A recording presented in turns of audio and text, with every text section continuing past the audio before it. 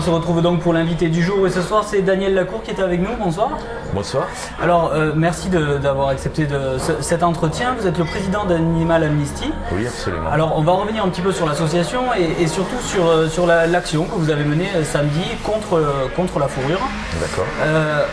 Pour commencer, on va parler un petit peu de l'association. Quand c'est qu'elle a été créée et puis finalement pourquoi elle a été créée? Alors voilà, l'association a été créée en 2007 par un groupe de personnes. En fait, bon, il y a toute une histoire derrière. Alors, je vais rapidement vous raconter cette histoire. Moi, végétarien depuis 30 ans, un jour j'ai vu une annonce sur un journal, La Dépêche, pour ne pas la citer, qui disait repas végétarien à Toulouse, à tel restaurant. Donc je m'y suis rendu et là j'ai rencontré donc, des personnes végétariennes comme moi et qui étaient un petit peu plus impliquées dans la cause animale, on va dire. Et ça m'a interpellé parce que bon, jamais je m'étais vraiment posé la question sur ce qui se passait pour les animaux, quoi. Bon, moi j'étais végétarien pour les animaux, mais bon, comme ça, je vivais comme ça. Et je me suis aperçu en fait qu'il y avait des militants de la cause animale sur Toulouse, en fait des gens très ouverts et sympathiques. Et ça m'a donné une idée en fait de créer une association à Toulouse parce qu'en fait il n'existait rien concernant la défense animale pour un petit peu dénoncer ce qui se passait réellement dans les abattoirs et dans divers domaines concernant les animaux. Donc ça c'était en 2007 hein? Voilà, c'était en 2007 donc. Et ça nous a donné donc l'idée d'un groupe de personnes de créer une association militante donc en fait qui faisait la promotion du végétarisme. Du végétalisme pour certains, moi j'étais végétarien, du végétalisme et donc de la défense animale. Donc petit à petit, effectivement, on a commencé à faire des actions sur la place publique, on demande des autorisations donc, pour faire ces manifestations. Donc on tient des tables d'information et on informe un petit peu le public sur divers domaines. Alors effectivement, samedi dernier, ça a été sur la fourrure, la fourrure, mais bon, on dénonce la fourrure, la vivisection, le gavage des oies dans nos régions, dans le Gers. On amène beaucoup d'informations, de documents, d'études qui ont été faites, des choses sérieuses, des documents de l'INRA même. Comment vous êtes perçu ici? Parce que c'est vrai qu'on est plutôt une région où on aime la viande quand même. Oui, on est une région où on aime la viande, où c'est la tradition du foie gras et de la bonne chair, on va dire. Effectivement, en réalité, on est très bien perçu. Parce que qu'est-ce qui se passe? En fait, le public se pose beaucoup de questions concernant l'alimentation. Il y a eu la vache folle. Et surtout en ce moment, l'alimentation, ça devient il y a eu quand même, je reviens, la vache folle, il y a eu des choses assez graves, les gens ont réfléchi, ont eu peur même. Il y a eu des changements alimentaires. Alors effectivement, l'agroalimentaire fait que les prix de la viande, de la consommation baissent, mais de plus en plus de gens se posent des questions. Ils poussent la consommation sur les laitages, les produits laitiers, sur la viande. On nous pousse vraiment, on nous donne un maximum d'informations pour qu'on puisse consommer, mais de l'autre côté, on a aussi des informations pour faire attention à notre consommation. Et la télévision, maintenant, diffuse beaucoup plus. Et il y a eu beaucoup d'émissions sur le gavage des animaux, sur le transport des animaux, sur l'abattage des animaux dernièrement pour une association qui est L214, qui a montré des reportages qui sont passés sur toutes les chaînes nationales sur l'abattage. Et beaucoup de gens ont réfléchi. Et c'est vrai que les gens viennent nous voir sur les stands, nous disent c'est bien ce que vous faites, vraiment on se pose des questions, on essaie de limiter notre consommation. Au niveau des revendications réellement, qu'est-ce que vous voulez réellement? C'est qu'on arrête de manger de la viande ou que la viande que l'on mange elle soit, on va dire, abattue dans de vraies conditions? Alors c'est un sujet un petit peu épineux et difficile. Effectivement, moi personnellement, j'aimerais que demain le monde soit végétarien. Mais bon, je suis conscient que c'est pas encore possible. Ça le sera peut-être un jour. Par contre, effectivement, ce qu'on voudrait, c'est que les gens réfléchissent à ce qu'ils font, le fassent vraiment consciemment, limitent leur consommation, parce qu'on n'a pas besoin de manger de la protéine tous les jours. On est hyper protéiné, ça donne des maladies. Ça donne des maladies, c'est prouvé scientifiquement à l'heure actuelle. Et vous-même à la base, vous êtes végétarien, mais vous n'étiez pas vraiment intéressé à la cause animale. Vous étiez végétarien plutôt par choix de vie. Choix alimentaire, oui, mais aussi pour les animaux. Ça a été une prise de conscience quand même. Un jour, je me suis dit, mais qu'est-ce que je mange, ce que j'ai dans l'assiette? J'aimais beaucoup la viande. J'étais un gros mangeur de viande. Mon beau-frère étant bouché, la viande... Et du jour au lendemain, ça peut se passer comme ça, la prise de conscience, ça peut se faire du jour au lendemain. Bon, j'ai vu, je me rappelle plus très bien, c'était il y a 30 ans, donc, mais j'avais vu déjà un reportage sur les animaux qui m'avait un petit peu perturbé, mais bon, c'est vrai qu'à l'époque on parlait pas trop végétarisme, j'avais croisé des gens des fois, mais bon. Et à un moment donné, c'est vrai que je me suis dit, mais pourquoi? Est-ce qu'on a besoin? Et je me suis lancé un défi, j'ai arrêté, je me suis aperçu que en fait je me portais très bien, que je n'avais pas du tout besoin, et que j'avais autant d'énergie, même plus qu'avant. Donc j'ai dit, bon, mais c'est pas pour moi quoi. Bon, tout à l'heure, vous avez employé deux mots, végétalisme et végétarisme. Oui, on pourrait peut-être expliquer un petit peu parce que... Alors effectivement, donc le végétarisme, c'est ne pas consommer ni viande ni poisson, mais par contre on consomme des œufs, des laitages, des produits animaux, des sous-produits animaux, voilà. Donc ni viande ni poisson. Et après il y a le végétalien qui lui ne consomme pas d'œufs, pas de poisson, mais aucun produit animaux. C'est-à-dire ni lait, ni beurre, ni fromage. Il reste plus grand chose quoi finalement. Si, tout le reste, tout ce qui est végétal. Et dans le végétal, il y a une palette énorme en fait d'aliments et surtout de protéines végétales qui sont très intéressantes, sans cholestérol pour les gens qui ont des problèmes cardiovasculaires, il y en a de plus en plus. On peut trouver des tas de produits sans cholestérol et des protéines qui sont vraiment très intéressantes. Comme le soja, bon maintenant on entend parler, mais on a aussi une protéine qu'on connaît très peu, c'est le sétan. C'est la protéine du blé en fait, c'est le gluten du blé. C'est une protéine fabuleuse qui coûte très peu cher et qui est une très très bonne protéine. Il n'y a pas d'industrie qui se sont lancées là-dedans? En France ça commence. Par contre effectivement, quand on va en Allemagne, aux USA, en Angleterre où il y a beaucoup plus de végétariens et de végétaliens, c'est très développé. Ils ont des supermarchés entiers, des grandes surfaces de produits végétaux. Ça viendra en France, quand l'agroalimentaire aura compris que là il y a un marché.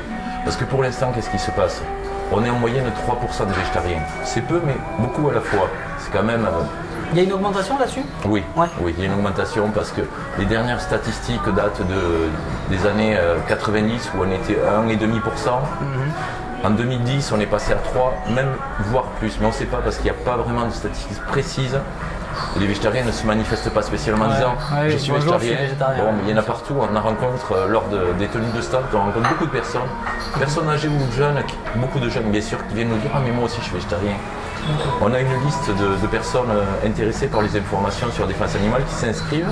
À l'heure actuelle, en l'espace donc de 3 ans, un petit peu plus de 3 ans, on a eu 700 personnes inscrites qui sont soit végétariennes, soit sympathisantes au végétarisme.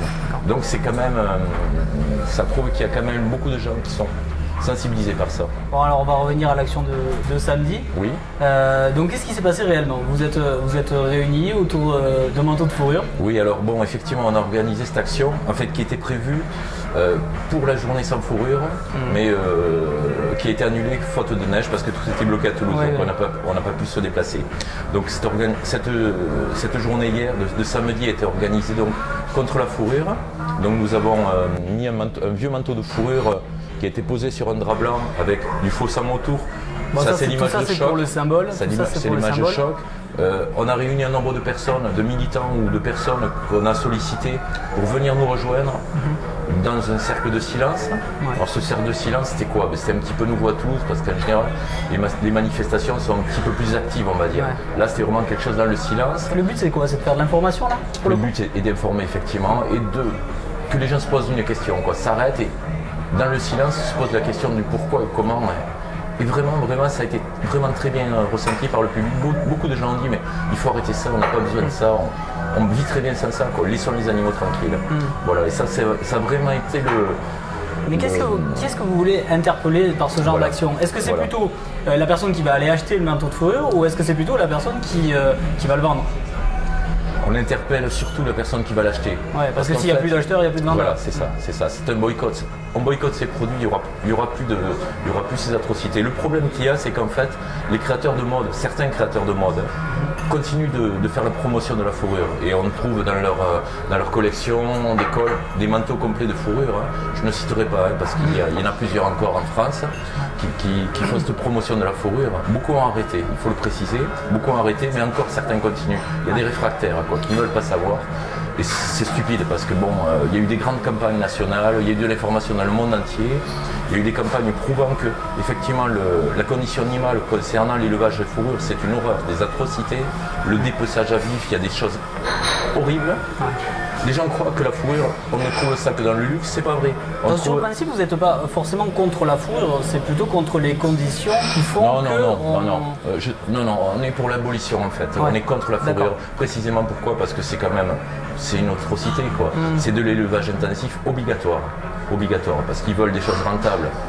Bon, l'élevage de visons, on va dire, mais l'élevage de visons, c'est pas quelque chose d'horrible. C'est bien, on a vu à la télé des reportages où on les voit manger des visons. Oui, on montre les belles images à la télé. Hein. C'est les éleveurs qui les montrent. Donc, ils vont pas montrer la réalité de ces cages où ils sont tous serrés les uns contre les autres, où ils ont des maladies, des tics, des phénomènes de stéréotypie, où les animaux ont des tics. Bon, ils sont vraiment dans des conditions extrêmes, quoi. Mais les élevages en batterie, comme pour les poulets par exemple, on en parle énormément, c'est pas que pour la fourrure, ça. Ah non, on le retrouve partout, oui, effectivement. On le retrouve partout, oui, mais précisément dans la fourrure, c'est aussi ça. Et il y a aussi donc, les conditions d'élevage et les conditions d'abattage, des animaux qui sont atroces.